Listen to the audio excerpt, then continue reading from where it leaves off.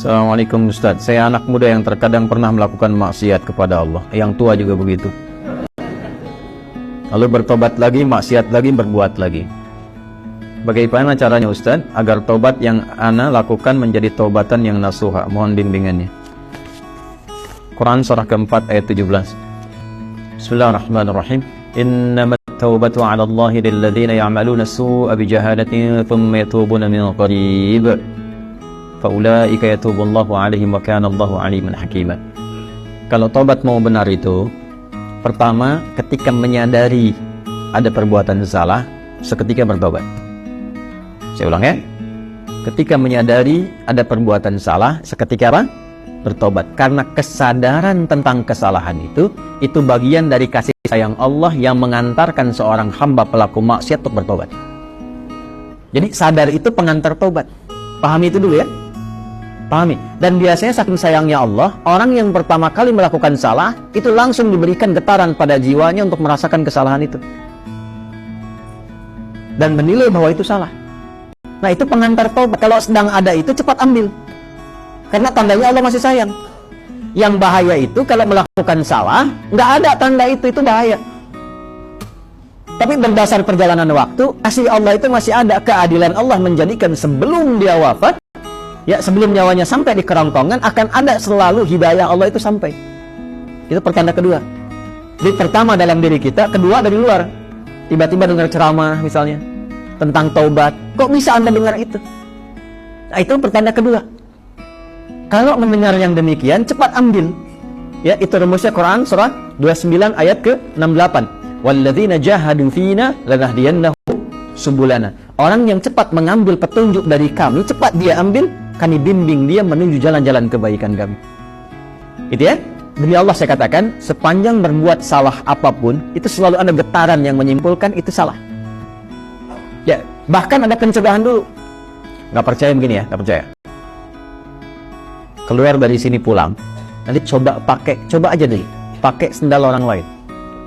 Tapi jangan diteruskan, coba aja. Ya, jangan dipotong video saya. Coba, jangan diteruskan. Itu begitu akan dipakai, pasti hati kecil mengatakan itu bukan punya kamu.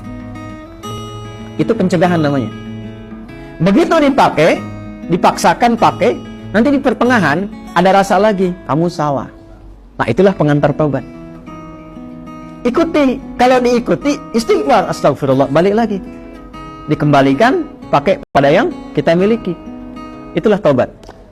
Ya, jadi itu rumus pertama. Kalau sudah ada rumus pertama itu, istighfari dulu, sesali, dan minta petunjuk kepada Allah untuk dikuatkan bertahan dalam jalan taubat itu. Tinggal nanti kadar maksiatnya, apakah dia ringan, tengah-tengah, atau kadar maksiat berat. Kadar maksiat berat itu yang sudah jadi kebiasaan. Biasanya pada yang terakhir ini, mohon maaf, tidak seketika biasanya. Kecuali ada kejadian besar yang membuat dia bisa meninggalkan itu sama sekali. Ibunya diselang nafas yang terakhirnya. Nah, ibu sering mengingatkan kamu dalam keadaan sehat. Sekarang menjelang kematian pun yang ibu rasakan, ibu ingatkan lagi. Apakah dalam keadaan ibu yang sudah sekarat ini mengingatkan kamu belum mau tobat juga? Maka dengan keadaan apa lagi mesti ibu ingatkan engkau? Bisa. Atau ibunya sudah meninggal, mengeluarkan wasiat, tulisan. Ya, diantaranya menasehati anaknya yang tidak pernah mau dengar untuk mendengar. Biasanya itu lebih kuat. Makanya disebut wasiat, pesan yang kuat, yang terasa lebih kuat dibandingkan dengan saat masih dalam keadaan sehat. Karena itu disebut dengan apa? Wasiat. Ya, wasiat itu bukan sekedar tentang harta. Ada wasiat terkait dengan kebaikan-kebaikan ibadah. Contoh Quran surah ke-2 ayat berapa? 133. Wasiat Nabi, ya, siapa? Yakub alaihi salam kepada anak-anaknya. Ya. Saya teruskan. Maka teman-teman sekalian, Bapak dan Ibu sekalian, kembali kepada pertanyaan yang telah disampaikan ini. Kalau Anda kebiasaannya yang berat, misal sudah tobat, dilakukan lagi. Tapi biasanya kalau sudah tobat, kadarnya lebih ringan. Maka rumusnya apa? Tobat lagi. Terus tobat lagi. Terus tobat lagi. Sampai berusaha kita maksimal, hilang kebiasaan itu, atau wafat kita dalam keadaan sedang berusaha tobat atau sedang tobat. Maka itu punya nilai di hadapan Allah Subhanahu wa Ta'ala. Yang terakhir, ini yang lebih kuat. Rasakan saat akan terdorong berbuat maksiat itu lagi seketika diwafatkan oleh Allah Subhanahu wa Ta'ala. Itu yang paling kuat. Misal sudah tobat, pengen maksiat lagi, rasakan saat maksiat itu wafat.